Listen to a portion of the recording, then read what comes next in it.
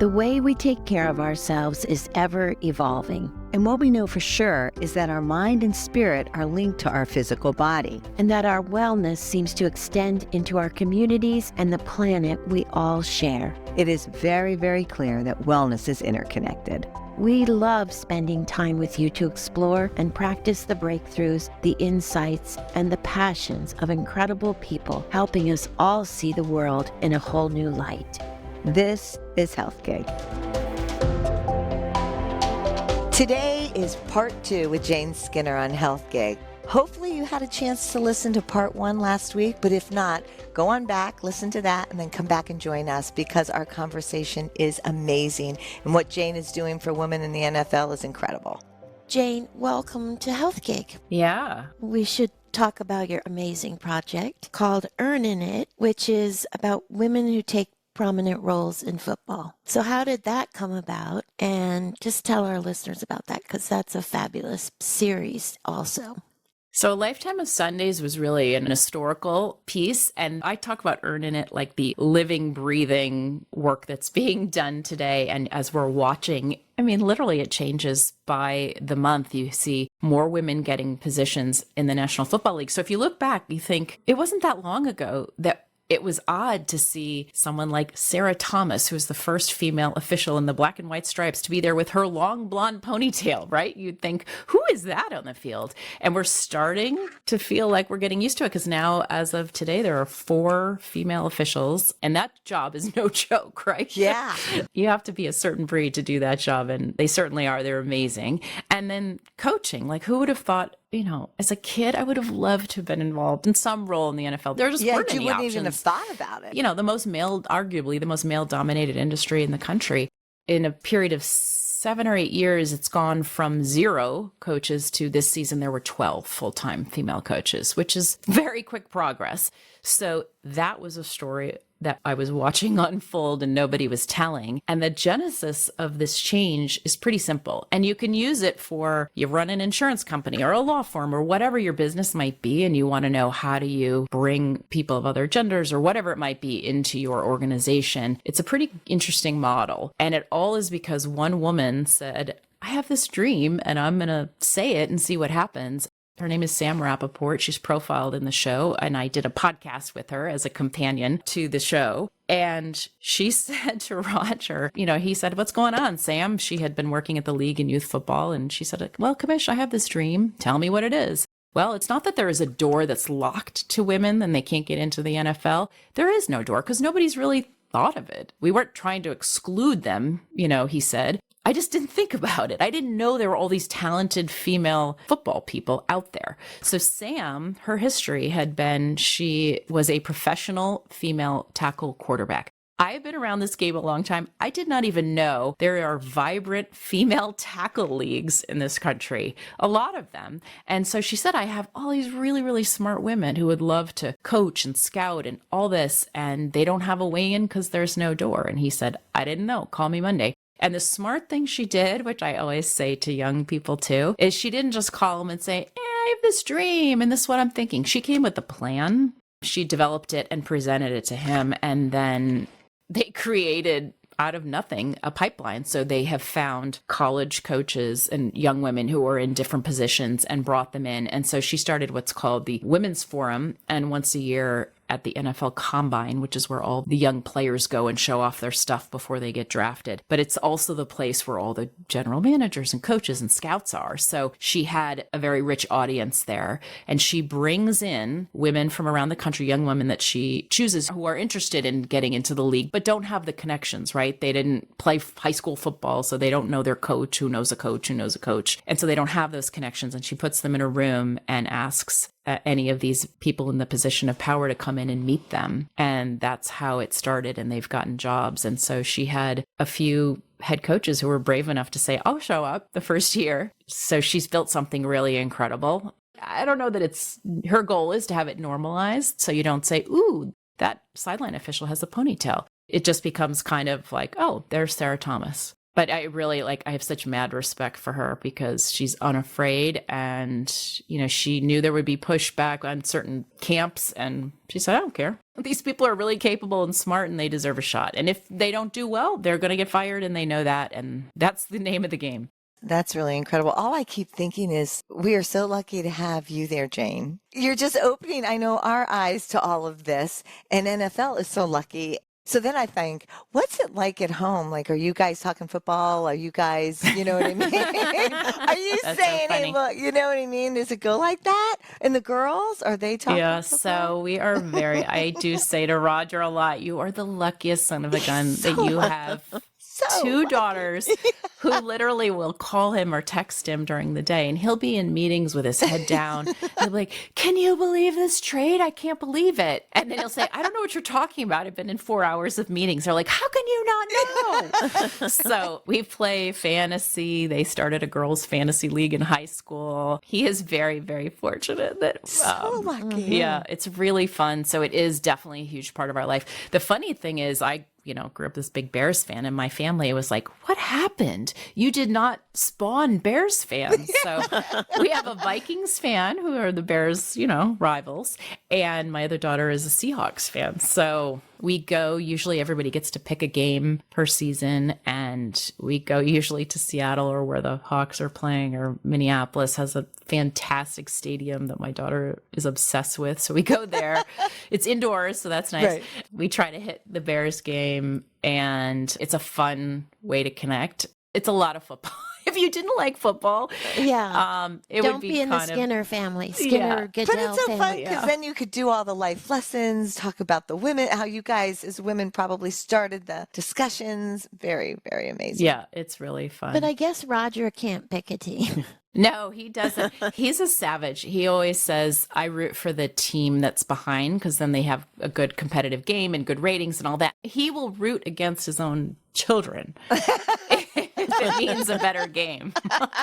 But he really doesn't. He wants it to be safe and competitive and fair. And he also watches people. I think of people who run businesses as like a suit or whatever they call them. But he's like a 13-year-old boy. I'm actually sitting right now in his man cave with my microphone because it's the quietest spot in our house today, not on Sundays. But he sits down here, and if he's not at a game, he will be down here for 14, 15 hours, and he's screaming and, like the whole thing. Soundproof walls, maybe? Yes. But he loves the game, which I think is really key also, is that if he was coming home and saying, oh, so hard or whatever, never. He comes home and he always says it's a privilege. So even on the hard days. So. In your dreams, did you ever think like this would be what you guys' life would be? I mean, you knew you loved football. You knew football was going to be in your life, but not like this. You know what I mean? Did Roger dream of being in this position? Did you guys together dream of this? Well, you ready for this? We were unpacking several years ago, and we found a box of his stuff from when he was in his 20s. And there was a letter he had written to his father, handwritten, upon college graduation. And he said, Dear Pop, there are two things that I would like in life. One is to make you proud, and the other is to be commissioner of the National Football League. Amazing.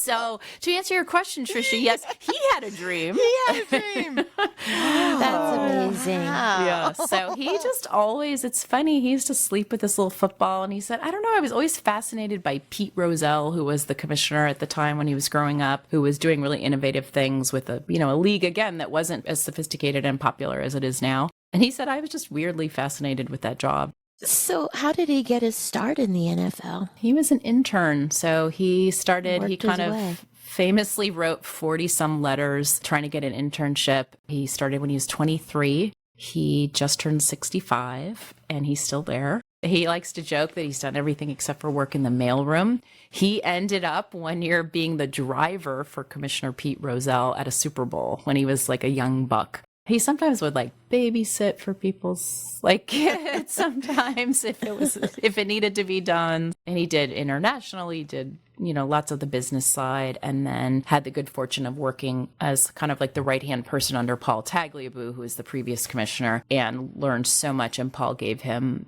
so much responsibility. Did his dad live to see him? And did he? Didn't, no. Both his parents passed away before that. But he has 4 brothers. I was just going to say, I bet the brothers are like, That's so fun they give him for a the really hard brothers. time. But yes. But as Doro knows my dad very well, my dad is very happy to attend every single Super Bowl and Yes. tell Roger how great he's doing. Yes, My yes. dad doesn't miss an event, so And your brothers are probably all in too, right? yeah. They're all really close, and they all do golf trips together, and it's very nice. A lot of guys. A lot of guys. yes, But you but- 3 are there. And speaking of brothers, I should say too that the Earnin It TV series, which streams on Peacock if anyone wants to watch. The one really important thing too to me was doing that series is that it not just be about women, for women, all that, because you're not getting anywhere then, right? The title, intentionally, I named it, is nothing to do with gender. It's Earnin It, the NFL's Forward Progress. And I wanted a lot of men talking about this because that's really important. Those coaches who are the first to step up. So I say there's an episode, and I challenge you to find anybody who has an episode on a TV series now that has this combination. The Rock, George W. Bush, Mary J. Blige, Peyton Manning, all in one episode. That's amazing. But we amazing. had, and not one man I approached, including your brother Doro, he immediately said, yes, let's do it. I want to talk about Connie Rice and Yes. Charlotte Jones with the Cowboys. And I'd be very happy to talk about it. And that was the response we got from all of them. All these amazing positions that these women are now able to have, how do they get support in the NFL?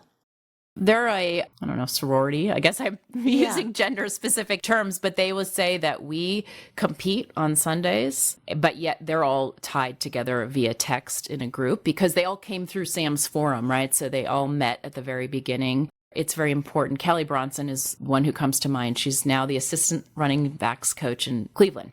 Huge job. She comes to the forum every single year, makes time for younger people because she said, I'm going to be there for you. Like we were the Trailblazers and we had each other, we had Sam, and we had coaches who had hired them also were very supportive. And, I give huge props to Kevin Stefanski as her head coach who said, I'm going to take you and teach you and also support you, right? There, you have to have that system in place and help you succeed and, achieve. She ultimately wanted to be a coach. And now this past season, she started coaching. So it wasn't necessarily like built in because they were creating a new model. But I think people stepping up like that and saying, I got you and let's try this and do this. And it's us against the world. So Sam and I on our podcast had this incredible episode with Billie Jean King and just talking about how you create change and the pros and cons and pitfalls and all that. And she said something that I just cannot get out of my head, but it's so true.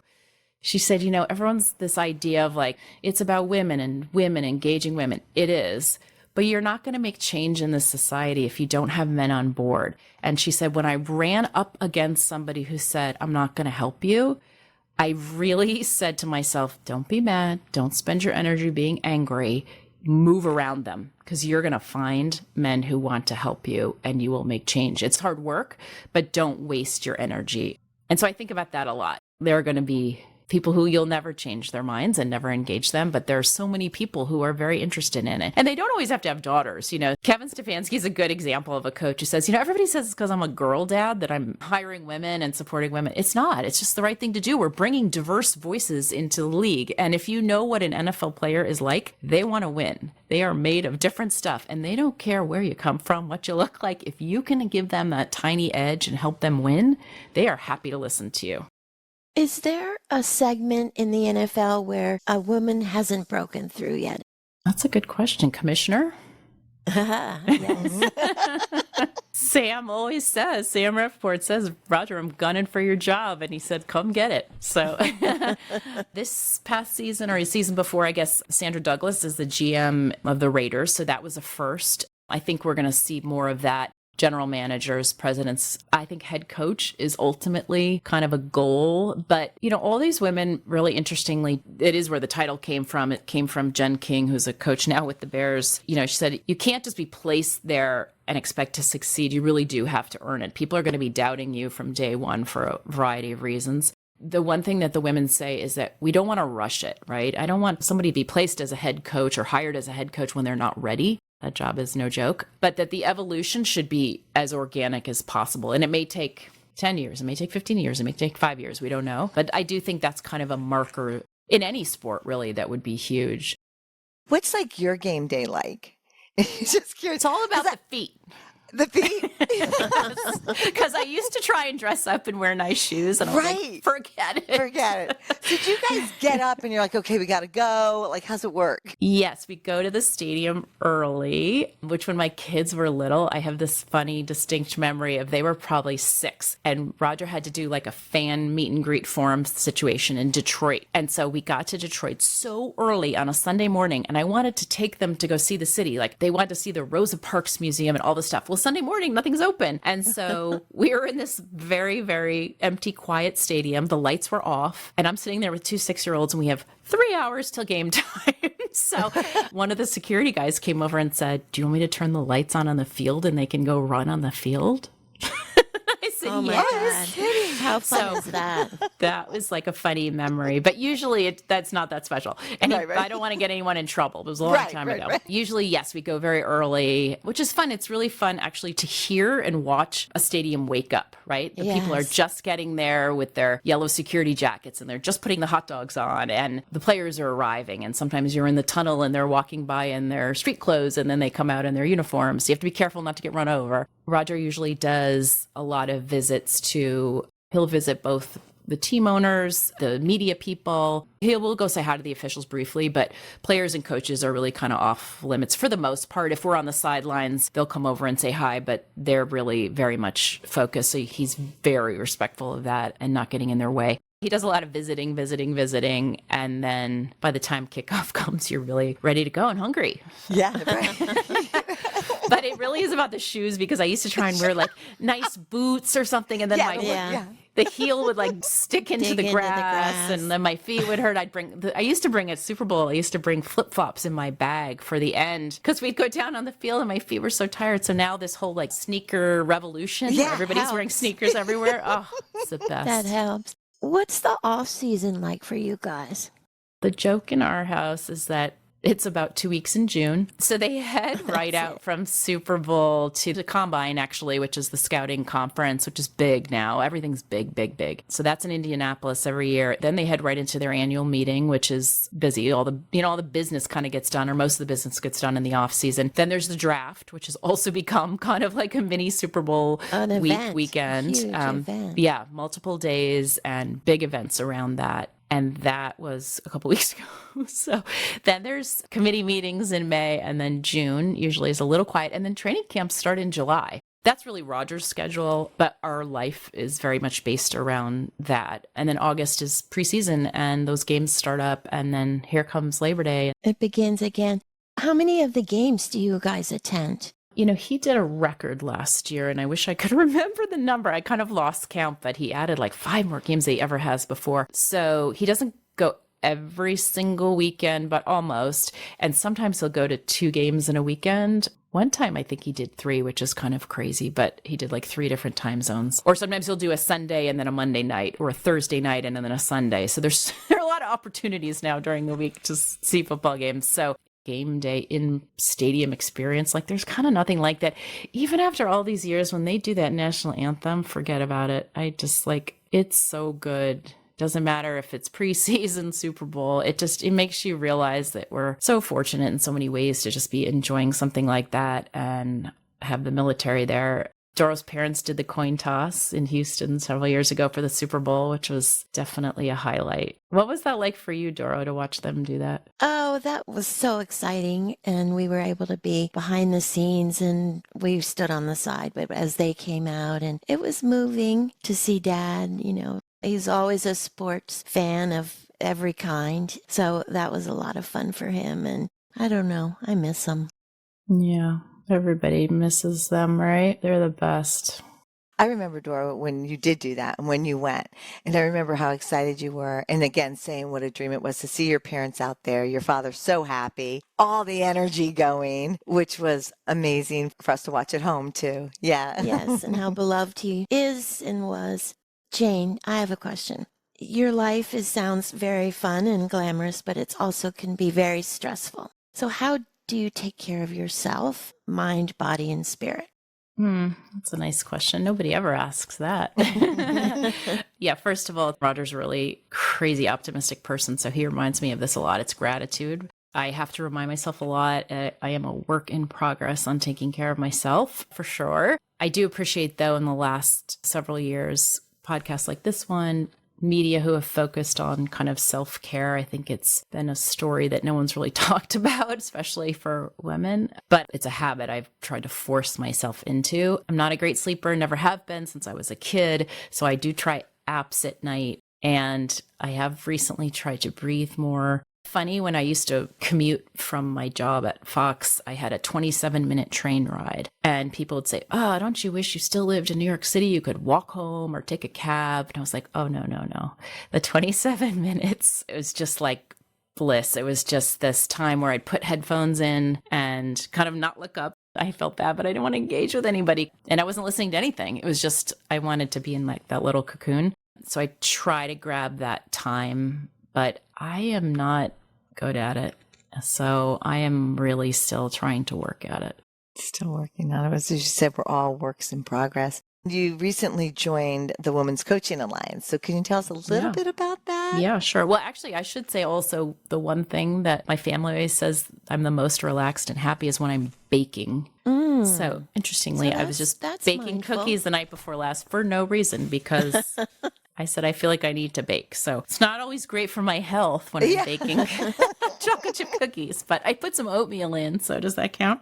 Actually, speaking of baking, I have a couple TV projects that are kind of baking, I would say. Not quite ready. And who knows? You never know whether something, you have to sell it. So you work on something and work on pilots and things like that. And then you take it to networks and they may or may not buy it. It may not be what they can afford. It may not be what they think people are going to watch. You know, streaming has been great because there are a lot more avenues, but it's also in this era we're in right now, it's a lot of consolidation, and post the Hollywood strikes, there's already a lot of content out there and kind of in the pipeline. So it's not the easiest environment to sell something, but I'm working on a couple things. So we'll see. The one thing that has been a real interesting project, it's a startup nonprofit, the Women's Coaching Alliance. And so I joined the board because it's my college roommate who has twin daughters also. Her husband was a big, lovely, I called him a 6'3" bottle of sunshine. Doug was a real athlete and fun and just a joy. And he very tragically was diagnosed with pancreatic cancer in the summer of 2020, right in the height of the pandemic, and died about 90 days later. You can only imagine, they had twin 12-year-old girls at the time and everything was shut down. And Pam, being the incredible hard worker and optimist and creative soul that she is, said, I'm going to do something. I have to do something. Doug's question always was, where are all the women coaches? Why am I coaching? I don't know this sport. I didn't play this sport, but I signed up to coach these kids in this sport. And so she started this Women's Coaching Alliance, when the model is that she takes high school and college girls, pays them, very importantly, pays them well to coach younger kids' sports teams. So you could have an 18-year-old girl coaching 10-year-old boys soccer. And she pairs them with an adult mentor who's a volunteer. So Doro or Tricia, you could be a mentor. And you don't have to have played the sport or know anything about the sport. It's really mentoring them in how to manage building a team, how to manage parents on the sidelines. You know, any issues that come up, they can bounce it off of them. Ultimately, the idea being that they will become future leaders, not necessarily in sports. They don't have to go on and become Tara Vanderveer. They could be in a C-suite at a company, because there's so much research about the majority of women in C-suites played athletics and had this kind of leadership experience in some way. And sports is often very closely tied to that. So she's trying to really develop the next generation of leaders for the world through coaching sports. It's brand new. And she's in Burlingame, California, just outside San Francisco. She actually just had Tara Vanderveer at an event. She had Steve Young from the 49ers at an event. It's been really exciting. People have really picked up on the concept and they want to build it out. And this year, the project is to spread it to other communities. How do you take that model from one place and diversify? So it's been really an interesting challenge, and I couldn't be more proud of her. That's so good. So we're coming to the end of the podcast, and I have one pressing question to ask you. I feel like you're close enough to know. Do you want me to book Taylor Swift for your next episode? Yes. There you go. I can't do it. Sorry. That's not the question, but it's related to that. Do you think Travis Kelsey and Taylor are going to stay together? I hope so. I hope so. I don't know either of them very well. I have met them both, and they both seem very happy.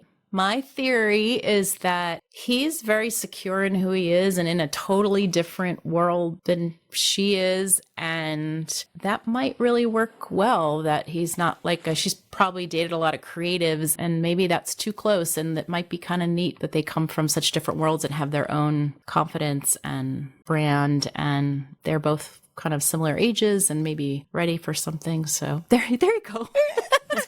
my 50-yard line. Yeah, exactly. Prediction. And in other words, I have no idea. Yeah, exactly. But you're all for it. Wait, what do you think? What do you two think? I don't know much about it either. What do you think, Tricia? You I have love what opinion. you said.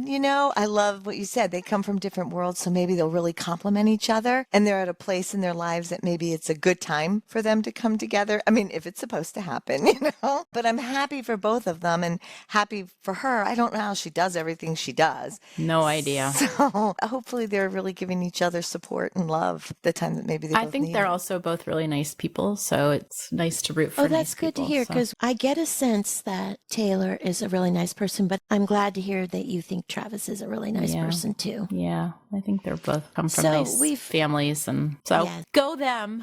Yes, go them. So we've come full circle in this amazing podcast. So Jane, thank you so much for joining us on Health Gig. Thank you for having me. That was so much fun, and I just love so much what you're doing. Oh, good. Thanks, Jane, for being thanks, with us. Jane. Thank you for joining us on Health Gig. We loved having you with us. We hope you'll tune in again next week. In the meantime, be sure to like and subscribe to this podcast and follow us on healthgigpod.com. I'm Tricia. And I'm Doro. Be well.